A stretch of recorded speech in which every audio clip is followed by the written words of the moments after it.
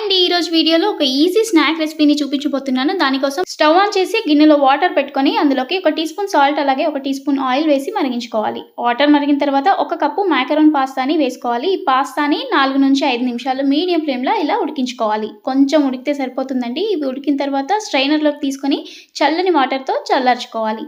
Water అంతా పోయి ఇలా డ్రై అయిన తర్వాత ఒక మిక్సింగ్ బౌల్లోకి తీసుకొని ఇందులోకి 3-4 టీ స్పూన్ల వరకు కార్న్ ఫ్లోర్ని వేసి మంచిగా కోట్ చేసుకోవాలి. ఇలా బాగా కోట్ అయిన తర్వాత ఆయిల్లో ఫ్రై చేసుకోవాలి. ముందుగా ఆయిల్ వేడయిందా లేదా ఒకసారి చెక్ చేసుకొని ఇలా బాగా వేడైన తర్వాత కొంచెం కొంచెంగా ఆయిల్లో పట్టేంత పాస్తాని వేసుకొని మీడియం టు హై ఫ్లేమ్లో ఫ్రై చేసుకోవాలి. కొంచెం గోల్డెన్ షేడ్ రాగానే వీటిని ఆయిల్లోంచి బయటికి తీసి ఒక టిష్యూలోకి ట్రాన్స్ఫర్ చేసుకోండి.